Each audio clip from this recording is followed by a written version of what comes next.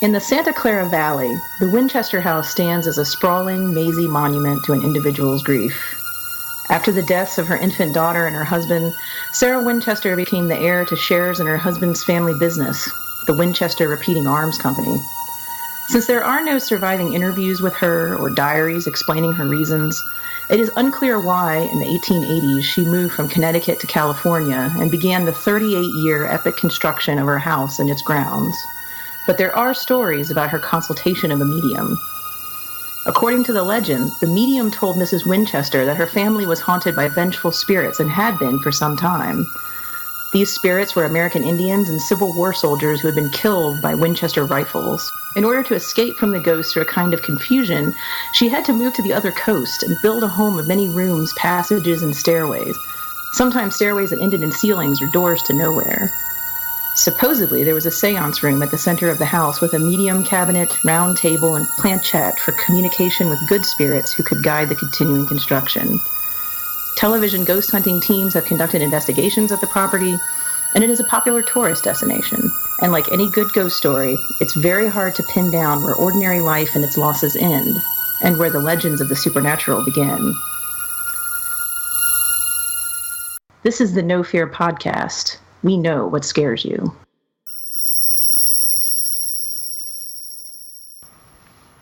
I'm Matt. I'm Mel. I'm Lisa. And this is the No Fear Cast, the podcast where we dissect horror and all the things that scare us. This is episode 4, and in this episode we're focusing on haunted houses. This will be the second of several episodes about this topic, so it might help to listen to them in order. In preparation for this episode, we were looking at things about haunted houses, and I came across this article in Psychology Today that it was actually titled, "What Makes a House Feel Haunted?" And one of the things that the writer brought up is that a haunted house feels not like it poses a direct threat to us, but it's the ambiguity, that unclearness of whether or not that there is something in there that is going to scare us or that's going to harm us in some sort of way.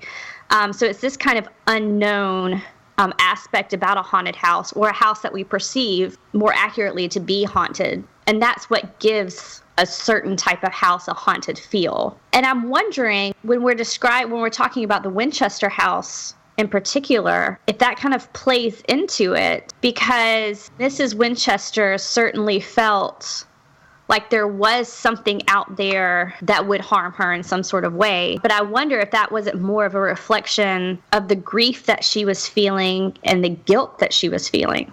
So you're thinking of Winchester House as kind of an embodiment of her mind at the time, that it's kind of labyrinthine, maze-like quality is not just an issue of, say, hiding from ghosts that may or may not have been supposedly after her, but maybe symbolize her guilt for those deaths, but also just, that place where you get kind of stuck after these untimely deaths that she experienced.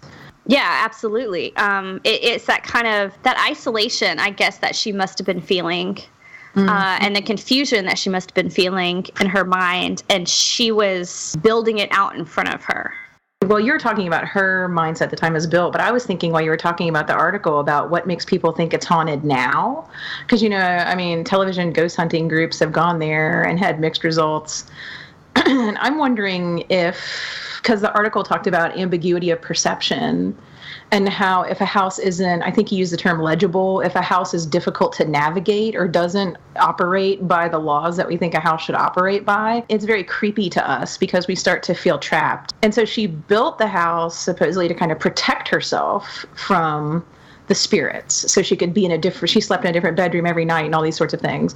But I'm wondering if now when people tour the house, if they're haunted by, or they think it's haunted because of the legend of her and the ghost and what she did, and also that kind of ambiguity of perception or legibleness of the house, that you literally can get lost and can walk into walls and the house just doesn't make sense. You see what I mean? So it's right. The object not making sense also plays into the idea of something terrible could have happened here, and the idea of the mental kind of connection as well. Right, right. Yeah, I mean, I think that's an excellent point, because when you hear about any sort of lists about real life haunted houses or true haunted houses, I feel like the Winchester house is nearly always on those lists.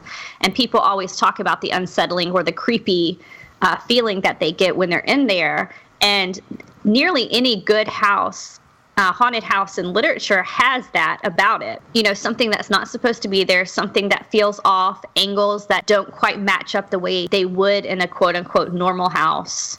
Just anything to make you kind of feel off kilter. That's what's going to lend itself to those creepy feelings and would make a certain type of person qualify it as haunted. Not that we should use this as the touchstone for reality, but if you think about, and bear with me on this, but if you think about the houses that they always go to in Scooby-Doo, like I said, bear with me. I'm listening. or even, and this is my parallel here, the houses that they go to in Scooby-Doo and the house in the movie Clue, they're not only are they old, but they're full of those secret passages, the winding nature of like the staircases, the big open spaces, but it's the secret passages and that idea that you don't know if you pull on a book on a bookshelf or if you tug on a candelabra in the right way, if the fireplace is going to open or not, and those sorts of things. Because, you know, Scooby-Doo, again, not exactly a documentary, but it's meant to, you know, at least in some ways, satirize this idea of these creepy haunted houses, and they always have secret passages and stuff like that. Oh, yeah. I mean, I use Scooby-Doo to talk to my students about tropes of the Gothic, because they're all in every one of the creepy houses that they go to, especially the disorientation. The chase scenes always take place with them using the stairwells and the passages and all that kind of stuff. Yeah, exactly. So I wonder if the Winchester house is sort of this similar vein as these Scooby-Doo houses and whatnot, where, you know, the passages that, like the stairs that lead to nowhere, the doors that open to, you know, 2-story drops and those sorts of things. Of course, in her mind, she's confusing ghosts, but I mean, for the person who's not distraught with grief, who visits, is going to feel that unsettled feeling because of that. Yeah, you know, it's interesting that you brought up the idea of Scooby-Doo, just because the actual article itself in Psychology Today called it the agent detection mechanism. That's the part of us that's activated when we're in what we think is a haunted house, or in maybe the Winchester house. But the way they described it is it's the same thing that would happen if we were maybe outside alone and we hear a branch snap. You're automatically going to kind of go on alert. You're going to be looking to see what made that noise, wondering if it's a danger to you. So now I'm not a psychologist in any sort of way, so I may be explaining this really badly, but it's not quite the fight or flight instinct in us. It's that part of us that says something's not right here, and I need to be on high alert in case there is danger. And so I think that's kind of what you're bringing up with these houses, where you never know if you're going to tug on a candelabra, what's going to open in front of you. So you're going to be in this kind of detective mode, but always looking for danger at the same time. Well, it makes sense that it may not, it's probably tied to the fight or flight response, but it's definitely, I'm sure, something that has been evolutionarily selected for over, you know, the lifespan of humanity, where the people that were more alert when walking through the woods and a branch snapped were less likely to be the ones that were attacked by a bear, and so they get selected for. So yeah, it's interesting that haunted houses, or what we think could be haunted houses, are definitely playing on this, you know, thing that we've developed as a survival skill. Now, I was going to say that I think that brings up a really important point, that when we're using the word haunted, probably really what we mean is a creepy old house, because whether or not something is haunted really has more to do with your worldview and your own personal beliefs about the supernatural. And I hate to keep bringing it back to things from my childhood, but there's actually a very early Berenstein Bears book that's exactly that, where the bears, the children bears, sneak out of their parents' house and go explore this like creepy old house, or a creepy old tree, I believe, and there's a cave under the tree, and it's all this creepy stuff that it's very creepy when they first look at it, and then once they realize what it is, they realize, oh, well, it's just something that's not actually creepy until they find a bear and, a sleeping bear, I believe it is, and run away. Wait, no, it's not a bear. I don't know what it was, but whatever. But yeah, that initial, it's dark, it's spooky, it's odd looking, and then they get close enough and realize, oh, it's not as spooky as I thought it was. So yeah, that creepy old house mentality. Yeah. Yeah, absolutely. Although I do have to clarify, did you say Berenstain Bears or Berenstein Bears? Oh, I said Berenstein with an E because I'm in the E universe. Yeah, I was too, and I'm just double checking. Oh, I've read many articles about the parallel Berenstein Bears universe. But, haunting is really kind of going off what you were saying, Matt, about seeing something, thinking it's creepy, and then you see it in a different light and it doesn't look so bad. Perception is kind of the central reason, I think, why we think things are haunted or creepy. I'm trying to remember, I think it was in Nathaniel Hawthorne's short story, The Haunted Mind, where he talks about the experience of waking up in the middle of the night and seeing all the things in your room in the dark or in an odd light where it looks like a coat thrown over a chair is maybe a person, or something looks like an arm. I think we've all had that experience of waking up in the middle of the night and there's something in our room that we interpret as like a threat or something that just doesn't look right. But when you turn the lamp on, everything's normal and fine. And there's something about like perception throwing off our equilibrium, whether it's the physical aspects of the house or just the way we interpret them, as you were saying, Lisa, as a threat or whatever. Yeah, absolutely. Perception, especially when you're dealing with the haunted house trope, is one of the most important things, which you've got to consider. Whatever story you're reading is whose perspective you're getting it from. What is that narrator going through at that moment? How much can we trust what this narrator is telling us? I think that's something that a lot of authors, as they're constructing their, I guess, perfect haunted house, they've also got to have the perfect person for us to see that house through their eyes. Because the unreliable narrator is certainly one, but you've really got to consider who it's coming from and what their psychology is, what their worldview is. I don't know. I guess I'm thinking right now a lot of Edgar Allan Poe's The Fall of the House of Usher. Yeah, because you have a first-person narrator telling that story, and there's all sorts of weird... You start out kind of trusting him, but if you read the story really carefully, there's all sorts of weird tics that make you think that maybe he's not necessarily reliable, like his inability to tell exactly how much time is passing, or the way that he claims he'll never forget anything that happened while he was there, but then he admits that he doesn't remember the songs or the poems or the paintings that were painted, or the conversations that they had. And even the way he looks at the house and interprets it is kind of from his perspective, as seeing it as a human face, whatever that may mean for his perspective. So it's very hard when you get to the end of the story to know what really happened at all, let alone what it may all mean. Right. Well, I mean, exactly. When you're looking at the House of Usher, I think that's one thing that I used to teach with my students is, as they're reading that first description of the House of Usher, that it is described looking at a face, a human face. You've got the windows as the eyes. There's even that great descriptive detail of, the moss and the vines kind of hanging down as hair, and kind of this grotesque hairstyle coming down the side of the house. And they always want to say, well, because there's that fissure in the house, and it foreshadows what's going to happen in the end with the actual people in the House of Usher. You want to say that that's just foreshadowing, and that it's just the house is synonymous with the family. Mm-hmm. But when you take a step back and you realize that you're not getting that just from Poe telling it to you, you're getting it actually from the narrator describing the house looking like that, which adds another layer to it. That's really interesting. Oh, yeah. And you also have that wonderful moment when he decides he wants to look at the house from a different perspective. And he leans over and looks in the moat or the tarn that's around the house. And if you read it really carefully, it's perfectly plausible to interpret the fact that he would be seeing his face while peering in there, whether he sees the house or not. And this almost like weird reflective moment where you realize that the house itself could even be his mind. By entering the house, he's going into himself in some way.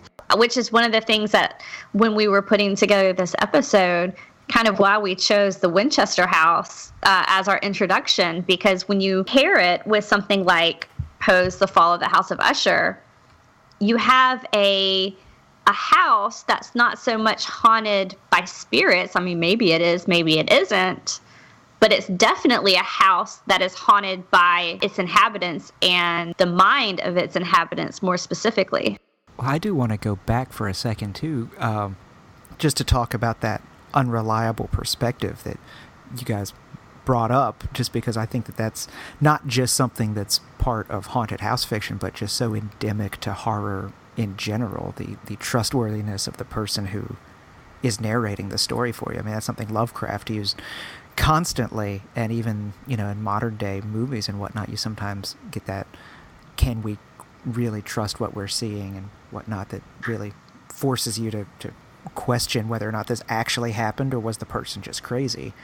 Well, and I think that's why if you think about a haunted house, any sort of supernatural short story that has an unreliable narrator, they start out trying to make you believe that they're reliable. A lot of Poe's narrators spend a lot of time talking about how much science they may know, or how they're rational and calm. Or Fitzjames O'Brien's short story, What Was It?, from 1859, where he encounters an invisible creature that turns out to be what's haunting a house. And he spends the whole time talking about, I investigated this creature with a fellow doctor. We got someone from outside the house to come in. We measured it. We have impressions we can show you, all this stuff. But we know at the beginning of the story that he and his friend had been smoking opium before the creature showed up.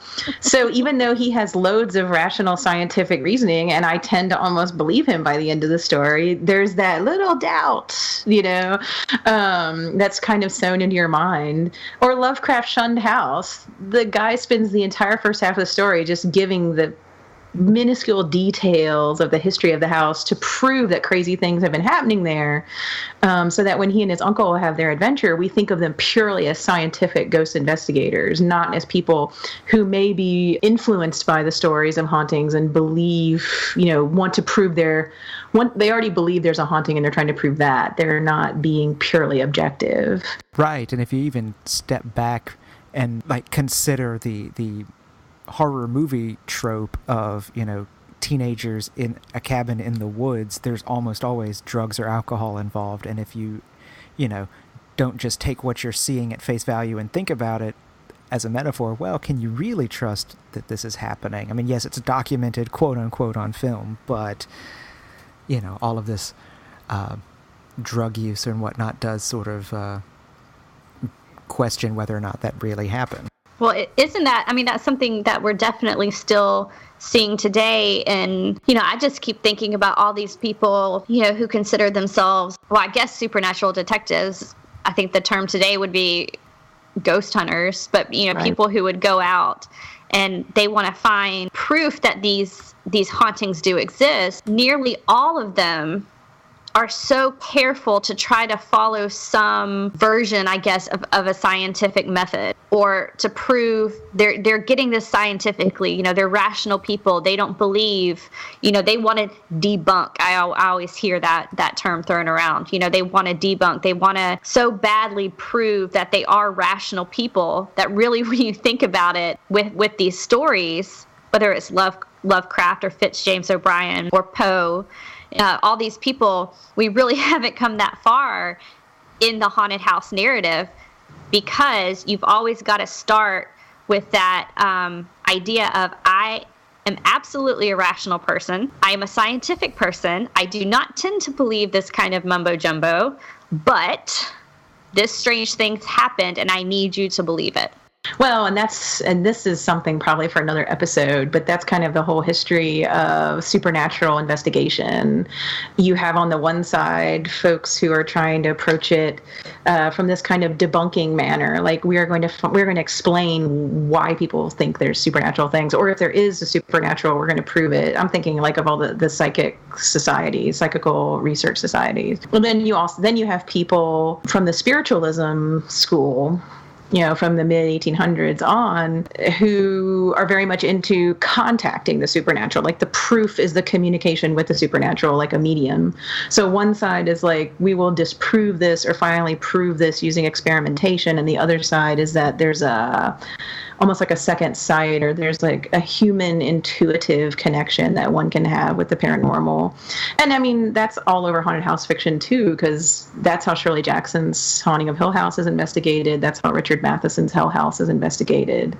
These two kind of strains of how you investigate or handle what's supernatural, and can something that's supernatural or paranormal even be explained? Yeah, I mean, any time that we're talking about that, and we'll get to Shirley Jackson's The Haunting of Hill House more in depth, I'm sure. But when we're talking about the idea of whether or not something is trustworthy, or whether or not you can believe what you're hearing in the narrator, I always go to Henry James's The Turn of the Screw. To me, I always loved teaching that, just because I love to see what my students would do when I ask them, well, is this the story of a true haunted house, or are we just hearing something from a governess who maybe has a little bit of a troubled mind? Oh yeah, teaching The Turn the Screw is fun, because every time I teach it, there's a different proportion of the class that believes one side or the other, and so I end up being devil's advocate, arguing different things. But yeah, I mean, the governess, it's a classic setup of wondering if you can trust someone or not, even though she believes herself and she thinks she's credible, but she's young, this is her first job. She's not allowed to ask anybody for help, and she's put out in the middle of nowhere with these children. There's barely any servants in the house. I mean, you got everything. You have isolation, you have inexperience, and she wants so badly to prove herself. And how do you prove yourself? Well, if there are demons after the children and you beat them, then you've proven yourself, right? Yeah, I do. I'm with you, Mel. Like I always do like teaching it, because most of the time, if you put a book in front of a bunch of college students and you tell them it was written in 1898, most of them start to groan or roll their eyes, or at that point, you just know you've lost them. They're not going to read it. Most of the students want to read this book once you explain to them what it's about, and you tell them that there is something horrific that happens in the end, and you kind of tease that and let that sit and simmer with them, for a few lectures. But it is one of the most... those are usually the classes that I have the most discussion in. And a lot of it has to do with the fact that you do have this young, inexperienced woman. But to me, when you're looking at Bly Estate, it's the isolation that she is put into. Oh, yeah. Because she goes to this place where she has no idea where she is going, really.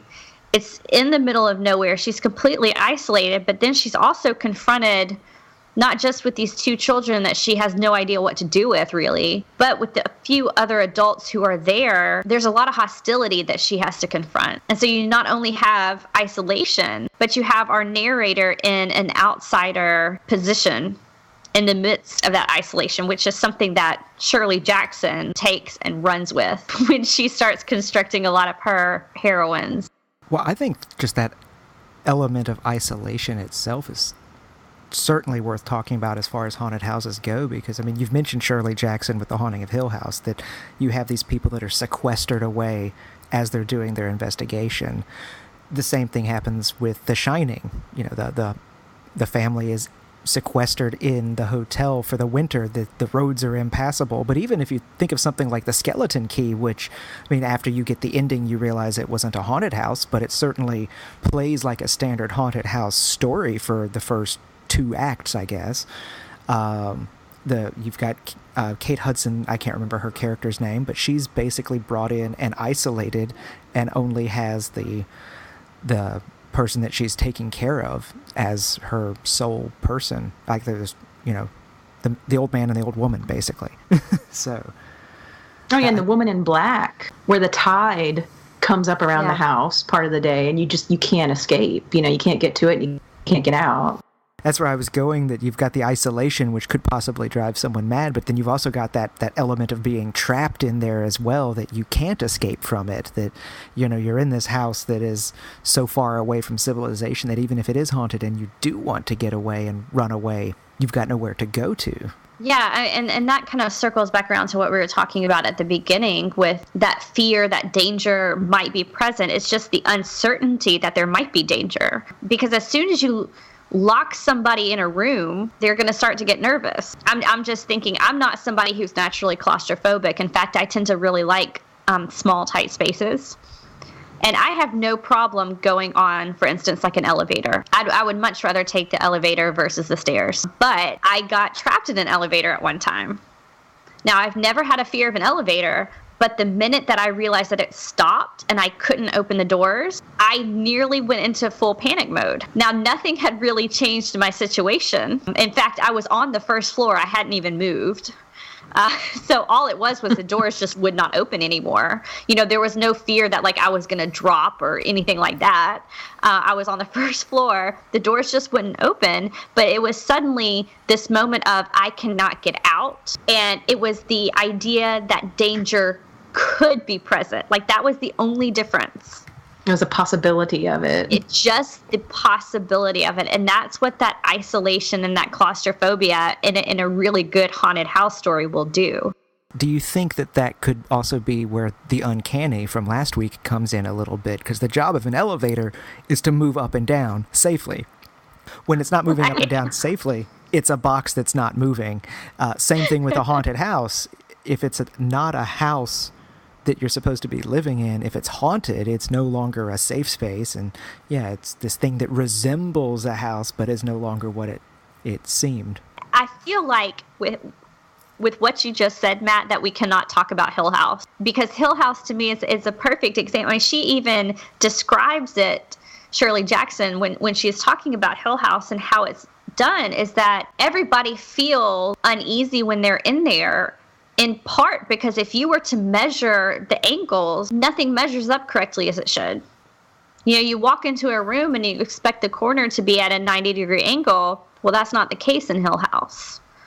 Everything is slightly off, and your body picks up on that, and it is that bit of the uncanny. Of course, this goes back to how it's a supernatural detective novel, and you have these detectives, so they are going about it in a very scientific way.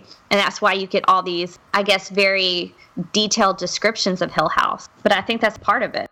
Well, and they even mention Winchester House in Hill House. I think the doctor says maybe he was trying to do Winchester House. And so that idea of a house that just doesn't make sense, you know, either as a show place or because it mimics maybe the mind of its creator in some way. Yeah, faulty design is, I think, how it's described in the book a lot. It's just, it was not designed well. And I think when you talk about a haunted house, that you have to come down on one of two sides. Is it a house that was just done really poorly that's making it feel creepy to you? Then that would err, I guess, on the side of the psychology of the person who is viewing the house. Is it somebody who would walk in and say, well, this is just a strange house, or somebody who would walk in and immediately say, oh, no, ghosts are responsible for this? Or is it a house that was just truly born bad? What if it's both, though?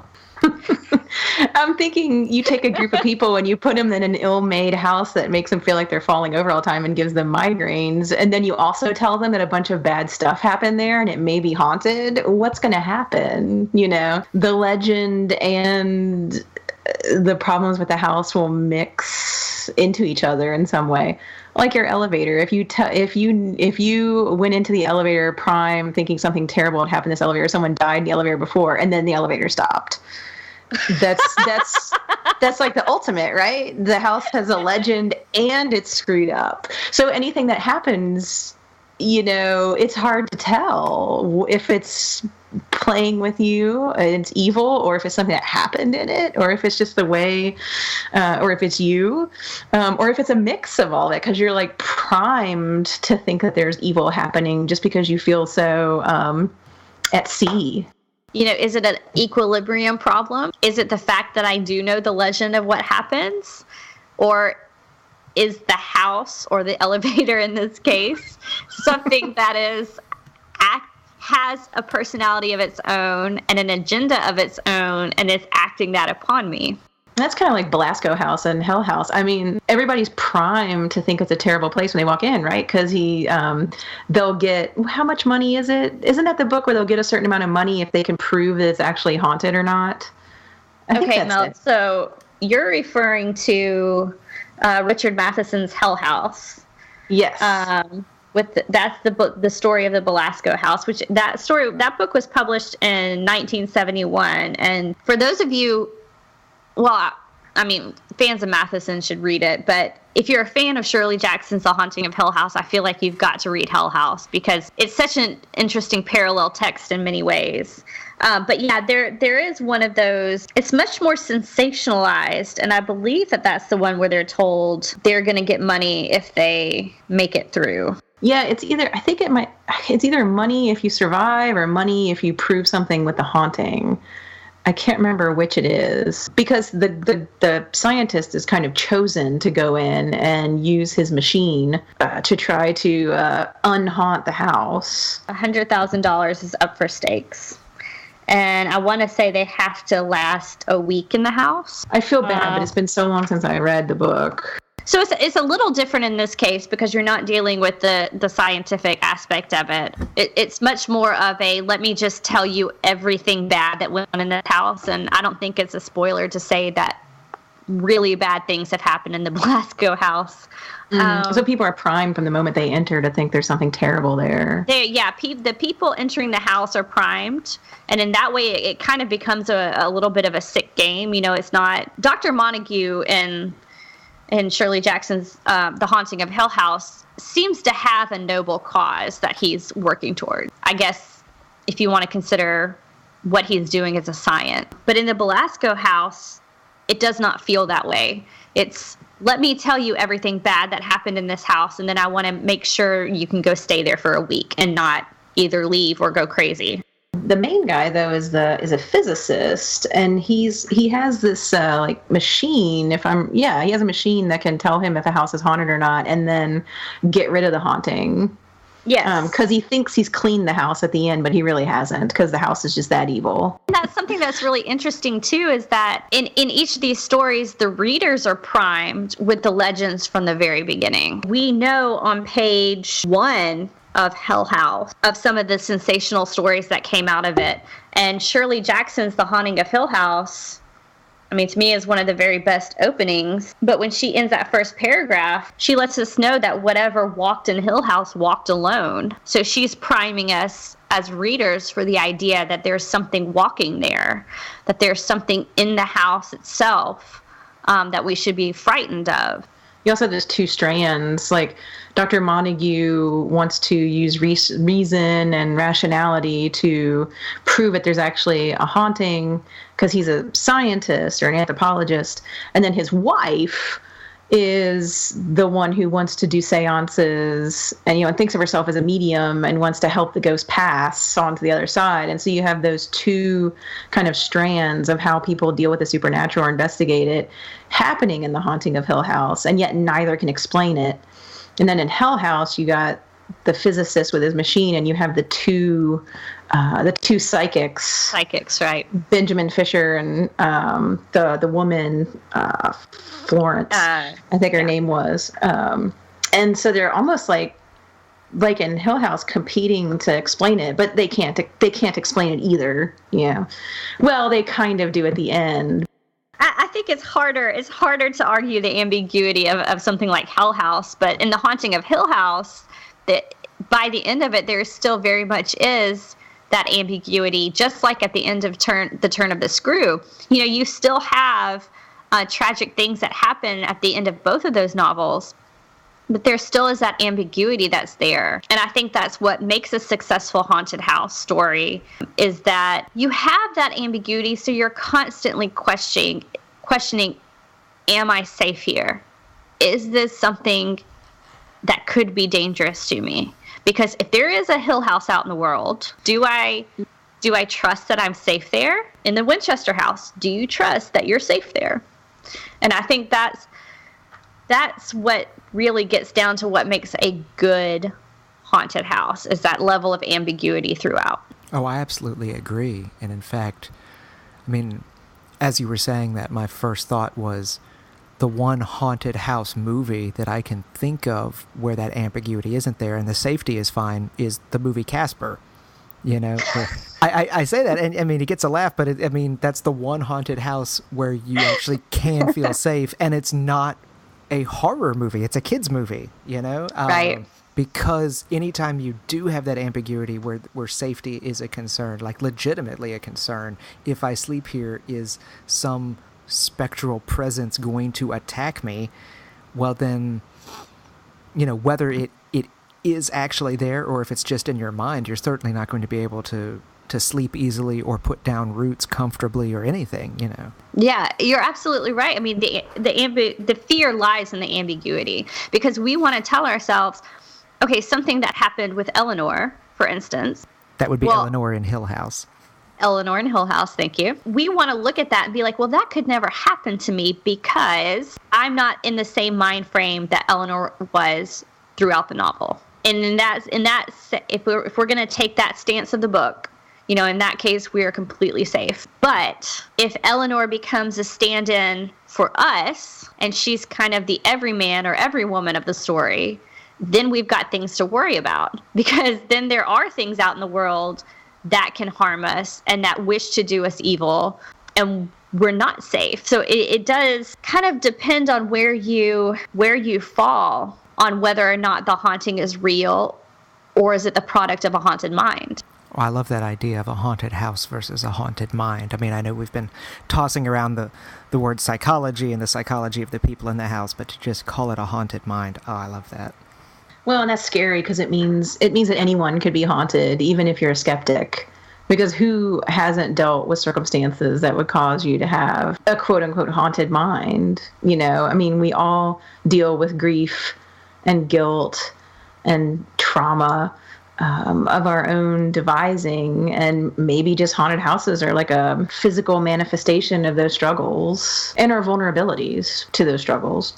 Well, that brings us full circle right back to the Winchester house that is the product of a haunted mind. Whether or not that physical space is haunted or not, as unsettling as it may be, the person who devised it was clearly haunted in her mind. Whether or not they were actual ghosts that were, you know, chasing her, I mean, the grief and the trauma was certainly what was haunting her for sure. Which kind of goes back to what you said, Mel, that was really unsettling and is still going around in the back of my brain right now, is that it's not a binary. You can have a haunted mind, but you could still have a haunted house too. Oh, yeah. I mean, and that's the best haunted house book, where when you get to the end, it could be that the person was affected or they... I'm thinking of like Chris Bajalian's book. What was his book? The Night Strangers? The Night Strangers, yes. Where the guy moves into a house that's haunted, but the haunting preys upon specific things that were already tormenting him before he moved there. So it's like he brought his own ghost with him, but they can manifest themselves because he's in the right place for it. And that's kind of terrifying, because you're a victim of a place, but you're also like dealing with your own issues. Or if you're going to go way back to like Edith Wharton's short story Afterward, where everybody says the house is haunted and they say you only know afterward. Then that's because everybody sees a ghost in it, sees a ghost from their own past or their own problems they brought with them. Right. So they were already haunted before they ever went there. It is just the perfect place for it to happen. Right. And that just creeps. That is so creepy, because it's like you can't escape the bad thing because you also brought part of it with you. You know what I mean? Like it's yourself, but it's also the place you're in together. I hate to keep throwing things back to The Shining, but that fits in right there too. I mean, the Overlook Hotel's almost without a doubt haunted, but you know, the main character is also haunted by his alcoholism, which is of course a stand-in for Stephen King's own battle with alcoholism at the time. But I mean, his own demons were what the hotel used to prey on him. So like you said, he brought his haunting with him.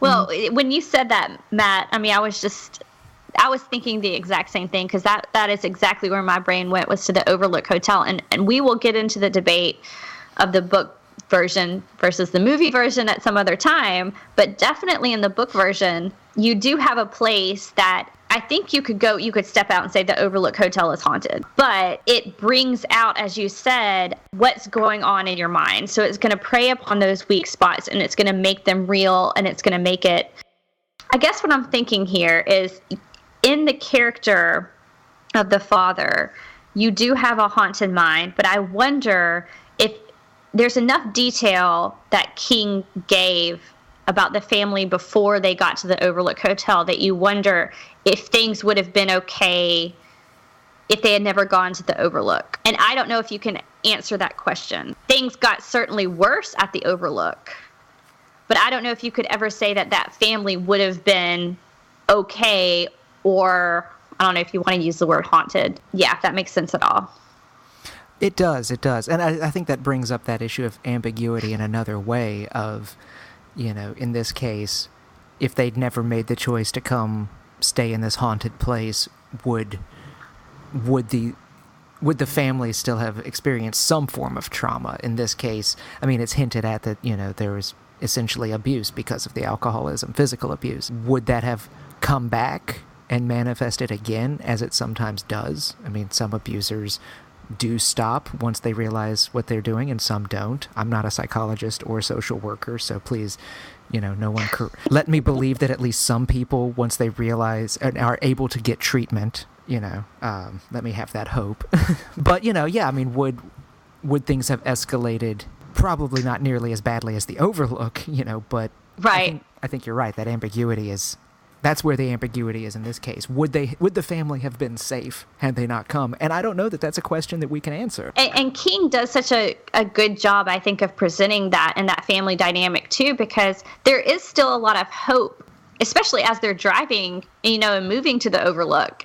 There is still so much hope that, things were bad, but they're going to get better. And this is kind of a step in the right direction, which is what makes it tragic, especially. But reality kind of is in the back of your head too, because you think, how many people who struggle with addiction of any kind, once they stop that addiction, never return to it? I mean, we know that's not true. I mean, there are people who certainly can say, I'm not going to go down that road again, and they don't. But there are an awful lot of people who still struggle with that demon of addiction and can't really get past that. And so, yeah, that's one of the things that I think is really interesting about that book in particular. And it does kind of remind me a lot of Shirley Jackson's The Haunting of Hill House and the character of Eleanor. Because you wonder, if Eleanor had never gone to Hill House, would she be okay? Or would she have met the exact same end as she did in Hill House, maybe just in a different way? And that's one of the interesting things there, because Hill House is another one like the Overlook Hotel that I would take the step out and say, no, there are things in that house that's wrong. There are things that are evil. It's a house that was born bad, if you want to say that. But Eleanor herself was somebody who was struggling with a lot at the beginning of the book, before she ever even walks into Hill House. And so you wonder, would things have turned out differently for her if she had turned around when she had those moments of doubt driving up? Yeah, Lisa, that's a good point about whether, if these people had gone to these places, would they have been haunted? Like, is the Overlook Hotel necessary for what happens to the family? Is Hill House necessary for what happens to Eleanor? I was just thinking while you were talking that in both of them, you have a psychic character, a sensitive character.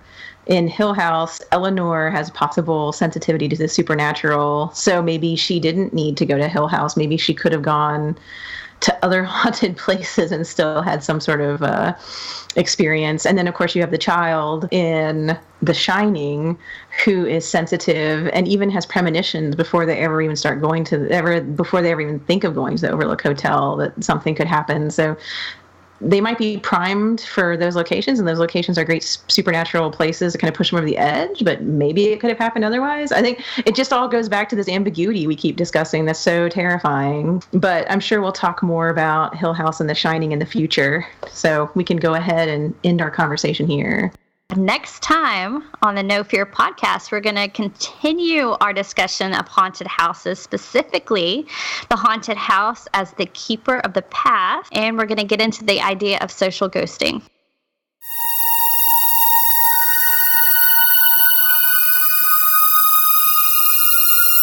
This is the No Fear Podcast.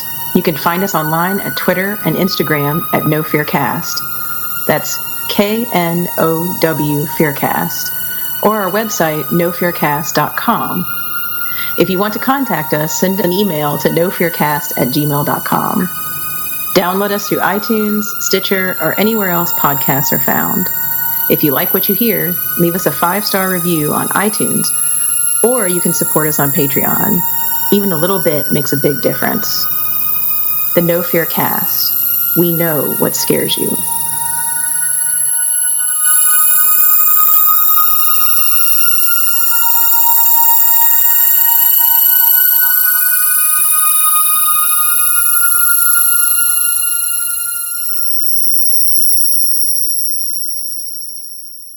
This is a personal project and not related to any academic institution.